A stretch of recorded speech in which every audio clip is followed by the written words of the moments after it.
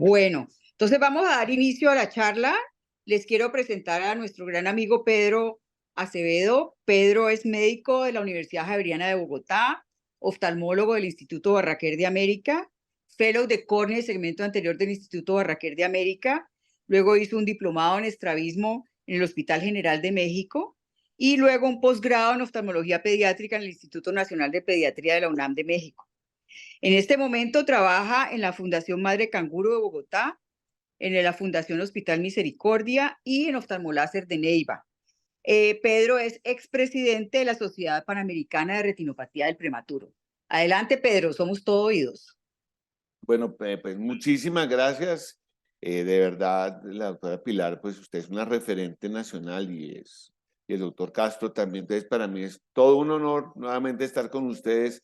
Muchísimas gracias por esta invitación y poder aportar algo de lo que es mi pasión desenfrenada, que es la retinopatía del prematuro. Realmente es un tema que si yo me pudiera dedicar el 100% del tiempo a trabajar en ROP, a eso me dedicaría porque realmente es un tema que me apasiona y recordar que a sus residentes y a todo el mundo que lamentablemente la retinopatía de la prematuridad sigue siendo la primera causa de ceguera infantil en los países subdesarrollados como el nuestro. Y no es que los desarrollados estén bien, ¿no? Hace el año pasado, a final del año pasado, salió un nuevo artículo en Estados Unidos que colocaba nuevamente la retinopatía de la prematuridad como la primera causa de ceguera infantil en Estados Unidos. Pero si no es la primera, es la segunda. O sea, realmente es un problema que afecta aún a todos los países. Y vamos para la tercera epidemia de ciegos, que es África. Justamente en los últimos meses ha habido un boom de desarrollo de unidades de cuidado intensivo neonatal en África y entonces están comenzando a sobrevivir los bebés de allá. Hoy día no tenemos estadística en África, entonces son muchísimos más niños ciegos de los 50.000 que se calculan por año por esta patología. Entonces vamos a tener muchos más niños ciegos por África, entonces se están desarrollando programas para detección de esta enfermedad. Entonces recordar que es la primera causa de ceguera infantil, que para mí después de 20 años de experiencia en retinopatía de la prematuridad, y se lo digo de corazón, el 99% de los niños ciegos por retinopatía de la prematuridad no deberían estar ciegos. Es un error de alguien o de algo, o que no se hizo el diagnóstico a tiempo, o que no se hizo el tratamiento a tiempo. Realmente, si uno diagnostica y trata tempranamente esta patología, a la gran mayoría de los bebés les va muy bien. Hoy tengo un tema bastante interesante que creo que es algo que tenemos que comenzar a fijarnos. Después de como 15 años de estar trabajando en retinopatía de la prematuridad, yo no había visto un caso de lo que vamos a ver hoy, pero últimamente comencé a ver estos casos que son muy interesantes. Y se refiere a la retina avascular persistente, que por la sigla que dio el ICROP3 se llama PAR, y para mí es el nuevo reto en retinopatía de la prematuridad. No tengo ningún tipo de interés comercial o económico con esta presentación. Como lo digo, mi pasión desenfrenada son los bebés prematuros y evitar que no queden ciegos. Cuando tenemos un paciente que hemos tratado por retinopatía de la prematuridad, siempre tenemos la probabilidad de que tengamos que hacer un retratamiento de estos pacientes. Básicamente, tenemos que retratar a un paciente con ROP cuando hay una persistencia en la enfermedad plus a pesar del tratamiento, cuando hay persistencia en la enfermedad y puede que se controle inicialmente, pero luego vemos que hay progresión nuevamente de la retinopatía o que la proliferación fibrovascular que está en el vítreo no ha hecho regresión. Cuando hay un adecuado control de la retinopatía, especialmente después de una inyección intravítrea y hay una nueva activación de esta enfermedad. Coloco en rojo esto porque el término que tenemos hoy, que es la retina vascular persistente, que ya vamos a ver de qué se trata esto, y obviamente cuando hemos tenido secuelas de retinopatía tratada o no tratada ya crónicas. Entonces, en todos estos casos podemos llegar a necesitar un retratamiento del bebé prematuro. Y recordar que el bebé prematuro es prematuro para toda la vida, ¿no? Entonces, no olvidarse, no es que esto se solucione y ya, no. Entonces, voy a mostrarles algunos casos. Una imagen vale más que 1000 palabras, digo yo, sobre todo porque son casos que no son frecuentes. Este es un paciente que me llega a mí, ya tratado en otra institución. Si vemos la fotografía de la izquierda, vemos que hay una dilatación y tortuosidad vascular que nos dice que hay una enfermedad plus. Si vemos las flechas verdes, nos muestran unas proliferaciones neovasculares a la cavidad vítrea, y observamos en las flechas rojas de la izquierda como hay una extensa zona avascular, a pesar de que hay un tratamiento confluente con el láser. Entonces, este paciente, si yo veo que me llega un paciente en estas características, claramente es un paciente que hay que hacerle un retratamiento. Y la indicación que yo le haría a este caso es colocar láser. Este es otro caso. Vemos la fotografía de la izquierda. No hay tanto plus, pero sí hay una tortuosidad vascular. Yo lo clasificaría más como un pre-plus. Sin embargo, es un paciente que se le hizo un tratamiento incompleto. Ustedes ven que hay disparos de láser. Incluso en la flecha roja vemos que trataron la retina vascular y no la avascular. Entonces es un tratamiento incompleto. Es un paciente que, si no lo trato, le haría una vigilancia muy estrecha. Sin embargo, con ese polo posterior, yo diría que hay una enfermedad activa, y muy seguramente, si le pudiéramos hacer una angiografía, habría actividad neovascular y tendría indicación de hacer tratamiento adicional o un retratamiento. Este es otro caso en el que me llegó de la consulta. Vemos como en la fotografía de la izquierda claramente hay una enfermedad plus. Nuevamente vemos en las flechas verdes que hay una zona avascular, y las flechas rojas nos muestran un tratamiento inadecuado de este paciente con disparos de láser en la retina vascularizada. Es decir, que este colega o esta colega lamentablemente nunca se logró ubicar bien, nunca logró observar la zona vascular y realizó tratamiento en la retina vascular, y obviamente es un tratamiento incompleto. Yo sí escuché alguna vez a algunos colegas, un par de colegas, que decían que se le podía hacer tratamiento de la retina vascularizada y que le colocaban 2, 3 líneas solamente en la retina vascular. Eso no está estandarizado, no es parte del protocolo. Mi consejo es, si usted no ve, busque a alguien que sí vea o que tenga experiencia. No haga tratamientos de este tipo, porque claramente la enfermedad no se controla con un tratamiento inadecuado. Este es otro caso. Observamos la fotografía de la izquierda, cómo hay una persistencia de tortuosidad vascular, un poquitico de dilatación. Observamos también que hay un tratamiento incompleto. Observamos en la flecha verde cómo hay una proliferación neovascular a la cavidad vítrea, sin una tracción franca. Hay una zona avascular que está señalizada con la flecha roja. Este es el retratamiento que yo le hice. Muchos recomiendan que no se haga tratamiento posterior a la cresta. Yo sí, cuando hay casos de proliferación fibrovascular o un poquito de tracción ya, prefiero ponerle láser a la retina vascular posterior a la cresta, y le hago unas 2 o 3 líneas, como es este caso, y es un caso que hizo una adecuada regresión sin ninguna complicación. Entonces, la clasificación ICROP 3, que salió a finales del 2022, sí, a finales del 2022, hizo una nueva clasificación o una revisión de la clasificación internacional de retinopatía de la prematuridad, y dentro de los nuevos términos que sugirieron todo este grupo de expertos que tenemos aquí mencionados, era el de retina avascular persistente. Entonces, cuando tenemos una retinopatía de la prematuridad, podemos tener una regresión espontánea. Eso se refiere a que sin tratamiento el paciente se mejoró solito, o hay una regresión que tenemos que colocar en la historia clínica que fue posterior al tratamiento. Esa regresión puede ser completa o incompleta.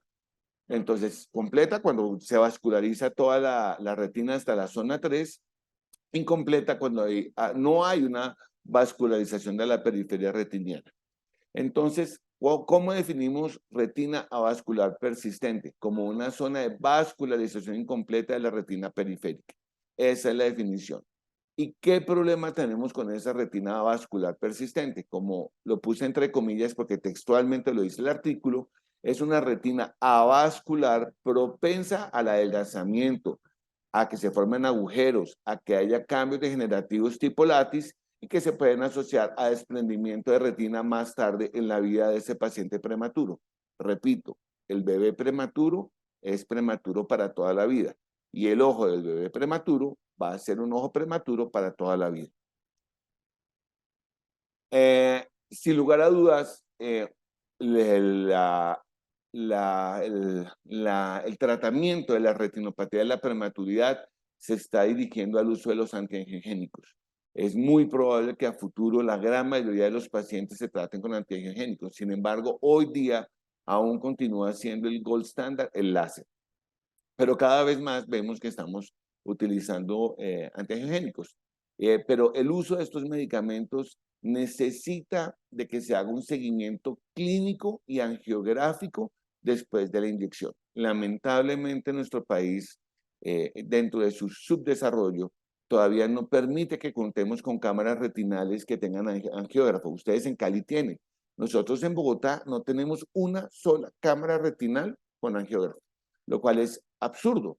Si estamos tratando pacientes con antiangiogénico, deberíamos estar en capacidad de hacer seguimiento angiográfico. Ya vamos a ver por qué.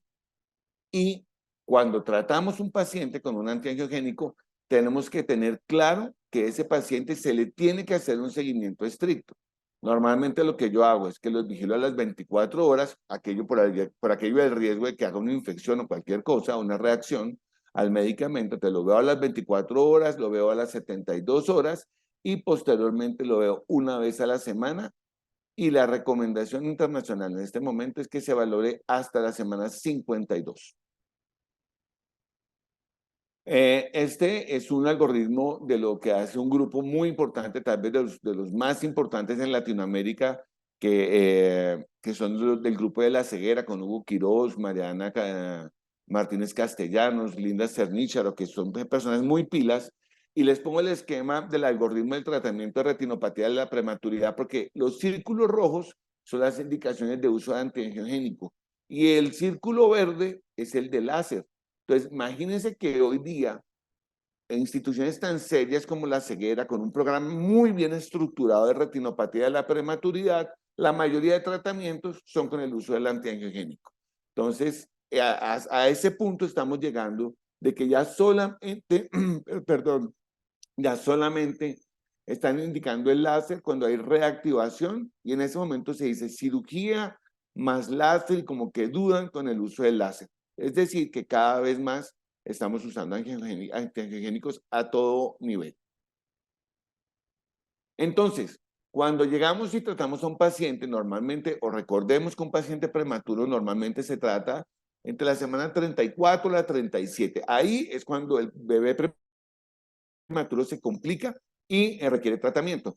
Entonces, le tenemos que hacer, si inyectamos a un bebé, le tenemos que hacer un seguimiento mensual, semanal, por lo menos hasta la semana 52. Y en ese momento, ¿qué pasó con el paciente? Si ese paciente no ha hecho una regresión completa de su retinopatía, ¿qué puedo hacer? Lo primero es si puedo garantizar el seguimiento de ese paciente. Eso es fundamental. Necesito evaluar la condición socioeconómica de la familia. Ustedes en Cali reciben pacientes de zonas remotas, así como yo recibo pacientes en Neiva, recibo pacientes de Florencia, de Pitalito, a 6, 7, 8 horas. Esos son pacientes que si salen de la unidad de cuidado intensivo neonatal y se van para su región o para su sitio de vivienda, es muy probable que nunca vuelvan.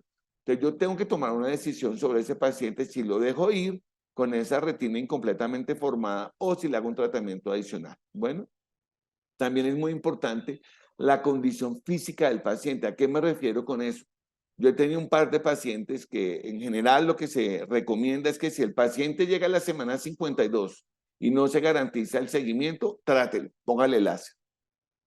Pero tengo pacientes que los papás son juiciosos, son niños que son oxígeno dependientes, llegan a las 52 semanas y el niño sigue todavía con muchos problemas pulmonares. Si yo veo que la familia es una familia comprometida, que son juiciosos, que el bebé tiene una condición física, que uno dice, uy, mire, meterlo otra vez a intubarlo para hacerle un láser, entonces sencillamente yo me espero.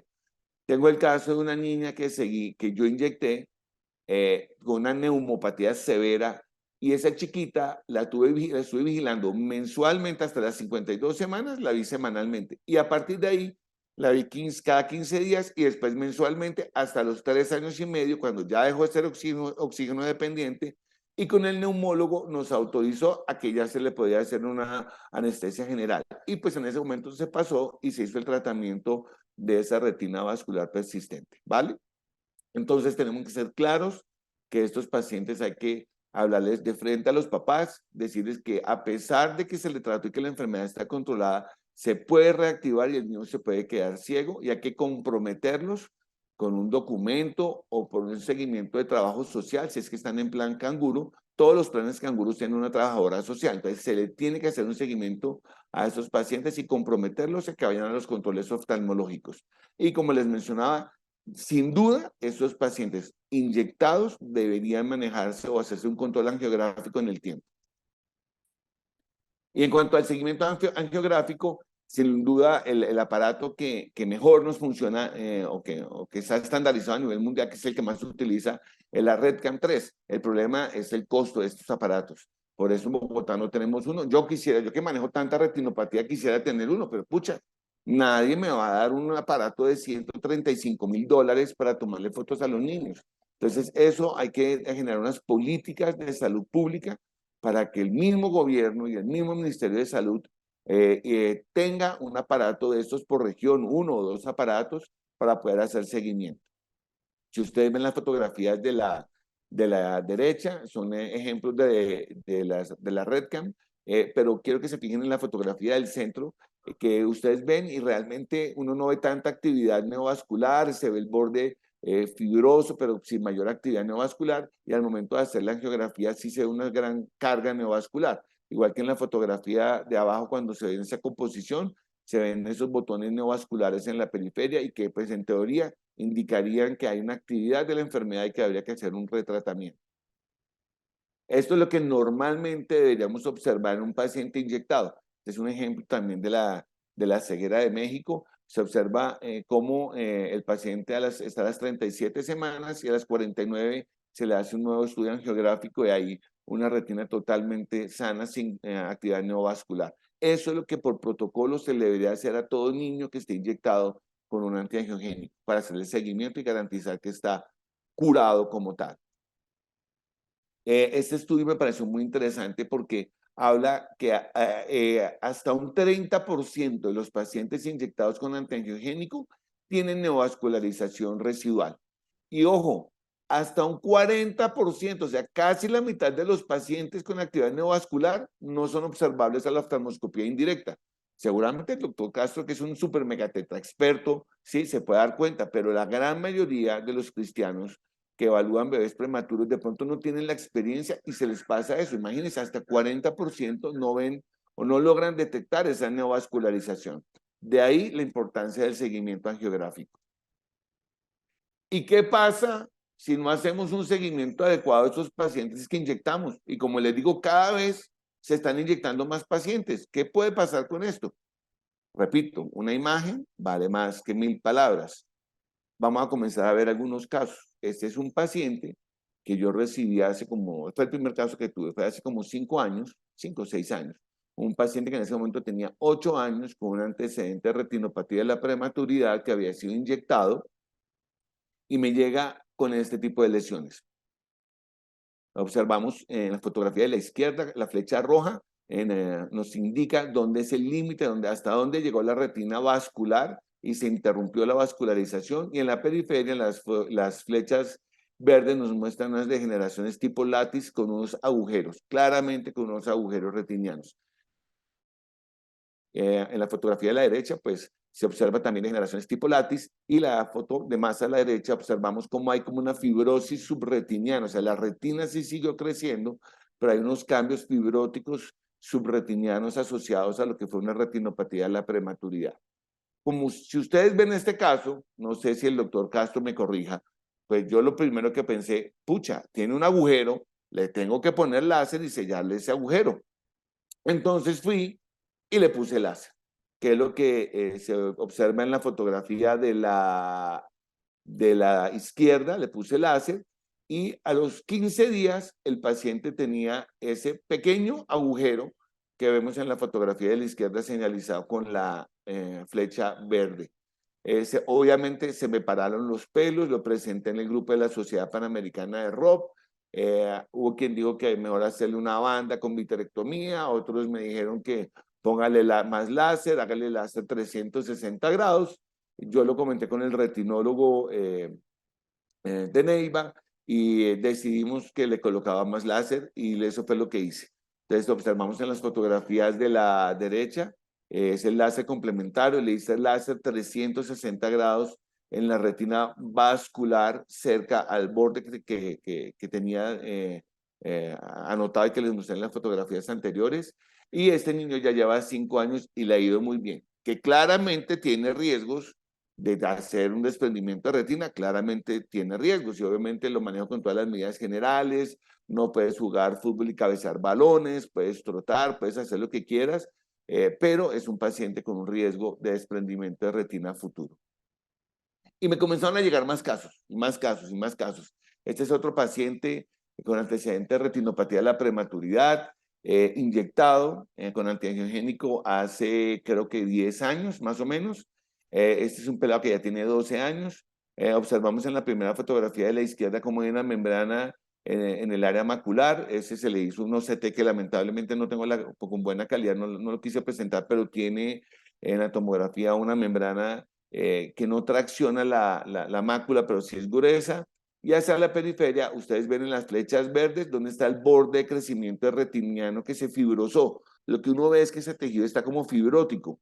Y más periférico, que son las flechas rojas, ven como hay unas zonas de adelgazamiento que claramente pueden llevar a que se forme un agujero y pues obviamente tenga un desprendimiento de retina. Ese es el ojo derecho, este es el ojo izquierdo del paciente, el polo posterior se ve bien y en la periferia observamos algunos cambios fibróticos, ya no tan marcados como en el otro ojo, pero también tiene unos cambios patológicos en la periferia retiniana. Este es un caso que me llegó el mes pasado, me lo comentaron de la clínica Barraquer, la doctora Camacho. Es un paciente que también tenía el antecedente de prematurez, pero ojo, no había sido tratado nunca. Y observamos en la fotografía de la izquierda como hay como un borde de crecimiento ahí, hay unos vasos que pasan sobre ese borde, pero también son los mismos cambios fibróticos que observamos en las diferentes fotografías, en las diferentes fotografías con la flecha verde, es que son el borde de crecimiento retiniano. Que le quería Y dar duro a Carlos. hay un micrófono abierto de Prado, estar hablando de Prado. Y a este paciente en la flecha roja, de aquí de la penúltima fotografía de la derecha, a él le aplicaron láser por unos agujeros retinianos. Y en la última fotografía, estos son los cambios en la retina periférica inferior. Vemos como hay unos cambios degenerativos, una fibrosis, y se están comenzando a formar unos agujeros que están señalizados con las flechas rojas. O sea, claramente es eso, otro paciente que a pesar de que no fue tratado, tuvo retinopatía de la prematuridad, hizo una regresión espontánea, parcial o incompleta, ¿sí? E hizo unos cambios cicatriciales, degenerativos de esa retina periférica y obviamente está expuesto a un riesgo de presentar una lesión y un desprendimiento de retina. Este es el mismo paciente del ojo contralateral. Miren cómo el polo posterior tiene una tracción, un dragging macular y hacia la periferia vemos esos cambios fibróticos nuevamente que pueden estar comprometer todo el espesor de la retina o ser subretinianos. En conclusión, el mensaje, ¿cuál es? Primero, yo sí creo que el láser debe seguir siendo una herramienta para el tratamiento de la retinopatía del prematuro. Creo que no es el momento aún de tratar a todos los pacientes con antiangiogénico, que sí, que es más rápido, pero también hay mayores riesgos y realmente cada vez estoy viendo más pacientes con retinas avasculares persistentes y entre más inyectemos pacientes, pues más casos de retina vascular persistente vamos a tener. Es decir, que son pacientes que de pronto va a tocar después volver a pasarlos a cirugía a ponerle el láser. Entonces, en lo personal, es mi concepto personal y todavía los protocolos de tratamiento de retinopatía de la prematuridad de OPS y que es lo que se debería manejar para Latinoamérica, las retinas avasculares o la retinopatía de la prematuridad en zona 2 anterior y especialmente todas las retinopatías en zona 3, porque a pesar de que hay CROP 3, en la clasificación no mete las retinopatías en zona 3, nosotros sí tenemos pacientes con retinopatía de la prematuridad zona 3, estadio 3 con enfermedad plus. Y esos pacientes deben tratarse con láser, no con antiangiogénico, a no ser que usted no tenga láser. Si no tiene láser, pues trátelo con el antiangiogénico, pero en la medida de lo posible, yo sí creo que todavía debe seguir haciéndose láser. Cuando hagan láser, tómese su tiempo, revise bien, no deje zonas avasculares, porque ese paciente después puede requerir un nuevo tratamiento. Si va a usar un antiangiogénico, asegúrese de la dosis que va a utilizar y de la técnica que está utilizando. Muchos de esos pacientes que hay que retratar prematuros es porque no se hizo una técnica adecuada y no le colocaron el medicamento dentro del vítreo. Fundamental, como se los he dicho en toda la charla, la vigilancia post-tratamiento, en especial de esos pacientes inyectados. Yo sé que les da mamera. ¿Qué mamera tener que ver un paciente cada 8 días hasta la semana 52 cuando lo operé en la semana 36? Pero es lo que debe hacerse. Y debo asegurarme que el paciente tenga una adecuada vascularización de la zona 3. Si un paciente no está adecuadamente vascularizado, tengo que ver si lo trato o si me comprometo con los papás a seguirlo. Y a futuro, ese niño persiste con una zona vascular, pues hay que tratarlo. Ayer justamente vi una bebé que no la traté, que es de Neiva, y ya tiene 51 semanas de edad corregida. Y tiene una zona vascular en zona 3. Y estoy seguro que va a tocar tratarla. Entonces, ya le dije a la mamá, mira, no hay ninguna prisa, lamentablemente, sí, meterlo en una institución de tercer o cuarto nivel es muy costoso y muy complicado. Entonces, lo que hago es que lo vigilo hasta el año y por esa normatividad legal que existe, que no le pueden dar anestesia a un menor de 1 año o 10 kilos en una institución de segundo nivel. Entonces, yo me espero hasta el año, año y medio y en ese momento lo paso y le pongo láser. Bueno, tener claro cuáles son los criterios para reintervenir cuando he usado antiangiogénico y cuándo debo utilizar láser. Y recordar que nada en esta vida es 100% confiable, excepto la muerte y que la suegra no joda. De resto, todo puede pasar. Les agradezco muchísimo. Y esta es la página de la Sociedad Panamericana de Retinopatía de la Prematuridad para que todos ustedes, los residentes, entren. Ahí hay muchísimos, todo lo que quieran aprender de retinopatía de la prematuridad, artículos, imágenes, todo lo que quieran está en esta página. Y aquí abajo está mi correo electrónico y ese es mi número telefónico para cuando quieran una asesoría, un consejo, si necesitan una imagen para una presentación de retinopatía de la prematuridad, con todo cariño me pueden escribir y yo con todo cariño les voy a compartir mis imágenes porque son de todos. Siempre he dicho que las imágenes que yo tomo son para que las utilicemos todos y aprendamos y prevengamos en retinopatía de la prematuridad. Muchísimas gracias. Pedro, muchas gracias por tu charla. Yo creo que es para todos los que hemos hecho retinopatía del prematuro y vemos pacientes prematuros, es una gran, digamos, una gran lección porque tenemos que seguir estos pacientes a largo plazo y como tú dices, siguen siendo prematuros por siempre, no solo en la parte refractiva, sino en la parte retinal.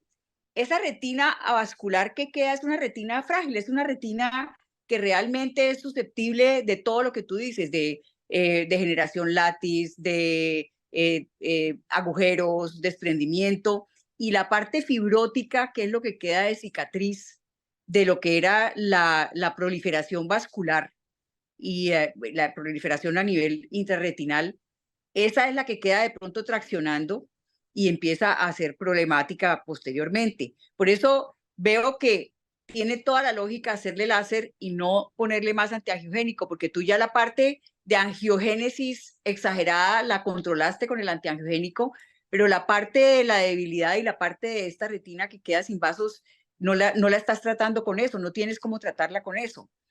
¿No es cierto? Claro, no, y es que si yo ya tengo una zona vascular que lleva mucho tiempo, eso nunca le va a formar vasos sanguíneos. Ustedes va a ver, no Claro. sé si es glía, no sé qué es. O sea, ahí nos tocaría el brillante doctor Castro de pronto nos puede decir, no sé si hay estudios patológicos de pacientes prematuros con esta zona vascular que nos digan qué es ese tejido. Yo lo asimilo a una zona de fibrosis. o de glía que cubren esa zona donde no hay retina. Entonces lo que uno tiene que hacer es detectar tempranamente esa zona y tratarla con láser. Y ya ahí no va a pasar nada, porque el láser obviamente garantiza que no va a haber una degeneración periférica. Que sí, bueno, y cuando tenga un caso como los que les he mostrado, realmente es muy complejo tratarlos. Este consejo, ojo para los que van a ser retinólogos, discípulos del doctor Castro. Usted le pone un disparo a esa retina blanquita, fibrosa, y se le abre un berraco hueco. Sí, eso yo ya lo probé y qué susto tan violento. Porque la contrae ahí y estira del otro lado. Es que se comporta totalmente diferente. Eso no es retina. Eso es otro tejido fibroso que cuando uno le pega con el láser, lo que hace es un hueco. Si eso no es un tejido blandito, yo no sé cómo expresarlo, que me pasó con esa boca de pescado que se armó ahí. Entonces, yo lo que haría, si a ese niño que me llegó inicialmente, yo lo que haría, bueno, primero tratarlo en el momento que se debió haber tratado, o sea, hacía 7 años, ponerle láser en esa retina. Y si me llega así tardíamente, hay muchos, repito, he hablado con muchos retinólogos de que qué harían. Entonces, unos dicen que una banda, que hacerle vitrectomía, pero pucha, eso es muy agresivo. Entonces, yo lo que haría era ponerle láser 360 grados en la retina vascular, o sea, detrás de donde está toda esa zona fibrosa y bloquearle esa zona. No sé el doctor Castro, que tiene tanta experiencia, ¿qué opinión tiene mi doctor Castro si me está escuchando? ¿Qué haría usted en esos casos?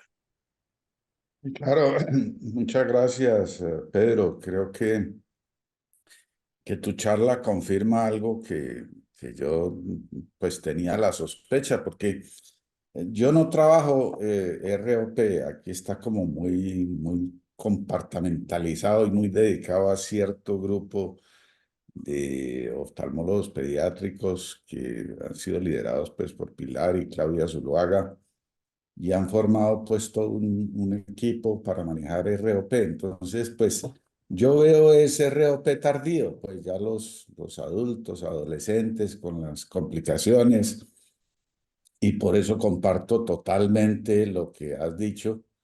Me parece que has dado unos conceptos muy importantes de que ROP es un problema para toda la vida y que estos pacientes se deben seguir toda la vida. Y de hecho, pues hay pacientes que no son conscientes y nos ponen en la dificultad diagnóstica de poner a averiguar sus antecedentes perinatales de pronto a los 20, 25 años, porque lo que uno ve en la retina es muy compatible con un ROP antiguo, pero el paciente no lo cuenta de entrada.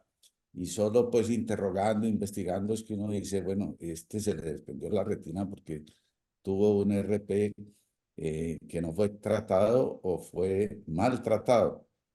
Pero pues en todo lo que he oído de ROP, siempre he tenido la sospecha, aquí va a haber problemas. O sea, si solo tratan con antiangiogénicos, va a haber problema porque tenés toda la razón, esa retina isquémica. Está bien que unos casos no tan severos se termina sanando y revascularizando, pero buena parte de los casos no. Entonces, ¿qué queda allí? Sí, definitivamente, pues puede que ya no haya generación de VEGF activa, pero queda un tejido muy anormal. Y ese tejido tratado le va mucho mejor. Yo hago el símil con un campo que sí trabajo mucho, que es retinopatía diabética, en donde hay una tendencia parecida a que solo se use antiangiogénico, no se use láser. Y yo también creo que es un error, eh, porque van a quedar allí las áreas de isquemia.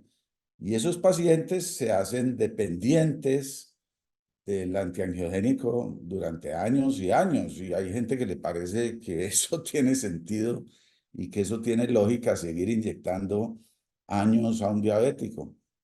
Y yo desde hace mucho vengo promoviendo, pues no, es una combinación y creo que es el mensaje tuyo, es una combinación de tratamiento. En la fase aguda, cuando usted está a punto de perder el paciente, usted le pone antiangiogénicos, que es muy rápido, muy fácil, pero debe combinarle el láser, debe tratar las zonas de isquemia, si no el paciente va a seguir dando lora y va a seguir teniendo problemas a mediano y largo plazo. Quiero agradecer muy especialmente a Pedro la oferta que hace. Creo que es la única persona con la que he podido compartir ese criterio de que la información académica que uno genera no es de uno, es de todo el mundo, debería ser pública. Pues es del paciente, pero si el paciente la entregó, no se la entregó a usted para su gloria, se la entregó a la comunidad, al mundo para que aprendan, ¿sí? Eh, yo he seguido ese principio en todo lo que he hecho durante ya décadas, de publicar todo y ponerlo disponible a que todo el mundo lo use, y eso pues a veces es considerado como tonto porque entonces alguien más va a aprovechar lo que uno hizo. Y yo siempre digo, ¿qué importa? O sea, ¿qué importa? Lo que importa es que el conocimiento se disemine, que la gente aprenda y que los pacientes se vean beneficiados. ¿A quién le dan el reconocimiento? Pues ya es un problema de manejar el ego, ¿sí? Si uno le parece muy horrible que no le den Tal cual. reconocimiento, pues póngase en tratamiento psiquiátrico y arregle su eguito. Pero, pero realmente lo que verdaderamente importa es lo que está haciendo Pedro, que es diseminar el conocimiento, diseminar las imágenes, que todo el mundo las aproveche, que todo el mundo aprenda. Y lo otro es lo del láser. ¿Cómo hacer el láser? Pues creo que mostraste unos ejemplos y se parece mucho a una charla que tengo yo de cómo hacer láser mal hecho en retinopatía diabética. A veces por insuficiente, a veces por hacerlo donde no es, ¿sí? Tratar retina sana, por ejemplo, extensamente retina sana, no tiene mucho sentido. A veces por excesivo, ¿sí?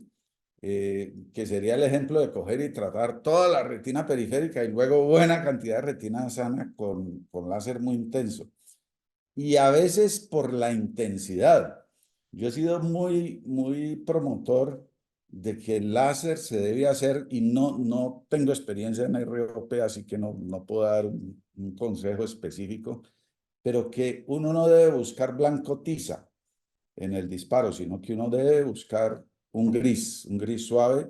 Yo sé que eso en niños y con indirecto es mucho más fácil, más difícil de graduar que cuando uno pone un lente de contacto y tiene un paciente colaborador y está uno pues en la lámpara de hendidura, puede graduar mucho más, digamos, eh, eh, ajustar el poder del láser, y para mí es muy suficiente el láser que haga una marca, pero que no produzca una quemadura intensa. Esos son Si los yo láseres quería, que generan complicaciones. yo Bueno, quería de nuevo, mil precisamente gracias, hablar. Pedro. Muy querido, como siempre. Con todo cariño, mi doctor Castro. Yo sí quería Señora, hablar del láser, Pedro, porque si yo estoy en el plan de hacer tratamiento de retinopatía del prematuro y quiero hacer tratamiento completo y llevar a estos pacientes a feliz término, tengo que aprender a hacer láser. Y el láser hay que aprenderlo a hacer bien. Qué vergüenza que muestren unas fotos de un láser que uno hizo como con esos disparos así como a la topa tolondra, donde no se sabe cómo están cayendo. Y realmente no es tan complicado si el niñito estaba con anestesia general, el niño está acostado, no tiene su bléfaro puesto y apunta con el indirecto a las zonas y gradúa la quemadura del láser y la hace confluente, o sea, dejando un espacio de láser con láser, entre láser y láser del mismo tamaño del spot, por 360 grados en toda la zona avascular. Yo nunca hice láser en la retina vascular y yo creo que eso es hay que aprender en varias sesiones, agachar la cabeza y decir a alguien que sí sepa, enséñeme, pongámonos y yo lo hago y usted me revisa y vemos cómo está.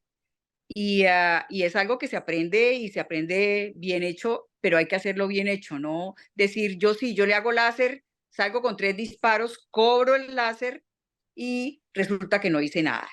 y le estoy haciendo un daño terrible al paciente, porque el paciente cree que ya salió resultado, salió con su tratamiento con láser, que no va a tener necesidad de nada más, y resulta que no se hizo nada. Yo siempre les digo que uno debe tratar a sus pacientes como si fuera su propia familia. Y si fuera mi bebé el que está acostado ahí, muchos de ustedes residentes, estudiantes, no tienen bebés todavía, pero créanme que no hay nada más preciado para uno de papá que un hijo. Y si uno va a tratar a su hijo, lo trata bien y uno revisa. Y por 5 minutos más no le va a pasar nada, revise bien. Yo me entrené mucho en retinoblastoma, entonces uno revisa muy bien la retina periférica y tiene que uno revisar bien. Y lo que dice la doctora Pilar, mire, realmente de todas las personas que aquí en Colombia hacemos retinopatía de la prematuridad, estoy seguro que nadie va a decir que no quiere enseñarle a alguien y todos estamos dispuestos a entrenar. Yo he entrenado ya a varios colegas en el tratamiento con láser. Entonces tengan la confianza de acercarse a uno o a alguien de los que da esta retinopatía de la prematuridad y decirle, oiga, enséñeme, ¿sí? Y hacer las cosas bien. Siempre va a haber una mano amiga para que puedan aprender a hacer este tipo de tratamientos y hacer las cosas bien hechas. No solamente el tratamiento, es el diagnóstico, porque diagnosticar un bebé prematuro no es fácil, como decía el doctor Castro, y tratarlos no es fácil. También estoy de acuerdo con el doctor Castro, no se debe colocar un láser que deje blanco tiza porque esa vaina va a dañar la esclera. Yo soy un creyente de que perdón, el láser confluente a alto poder es también lo que genera miopías elevadas en esos bebés prematuros.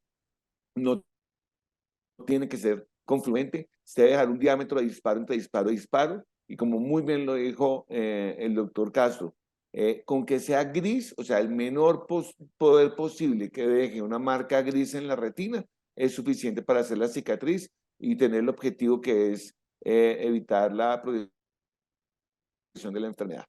Y repito, lo del seguimiento básico, fundamental, el seguimiento de estos bebés prematuros, sobre todo los inyectados y los no prematuros, ¿no? Que les repito, aquí te vieron unas imágenes de un bebé que no fue inyectado y la niña que yo vi ayer en Neiva, que no está inyectada, que tiene una zona 3 avascular y ya tiene 51 semanas de edad corregida, fue una niña como de 1.200 gramos. Entonces, todos los pacientes tienen que ser muy bien valoraditos y no dejar de verlos hasta que la retina esté totalmente vascularizada. Bueno, muchas gracias, Pedro. ¿Quién tiene alguna otra pregunta? ¿Algo más que agregar? Bueno, no veo por aquí ninguna. Pedro, 1.000.000 de gracias por estar tan atento, temprano, responder tan pronto, con tanta alegría y enseñarnos tanto. Muchísimas gracias, mi doctora. Es un placer. Usted sabe que los admiro y los quiero mucho. Ustedes son un grupo fenomenal de profesionales. Sé que trabajan muy bien allá en Cali. Lo que necesiten de mí siempre con mucho cariño. Somos un equipo. Eso es lo que somos acá. Un equipo para evitar que nuestros chinitos se queden ciegos. Entonces, Bueno, lo que ustedes necesiten de mí con mucho cariño, muchísimas gracias. Le mando un abrazo grande a usted, al doctor Castro y a todos sus estudiantes y residentes, ¿vale? bueno, muchas gracias. Hasta luego. Chao, Pili, nos vemos. Chao. Adiós.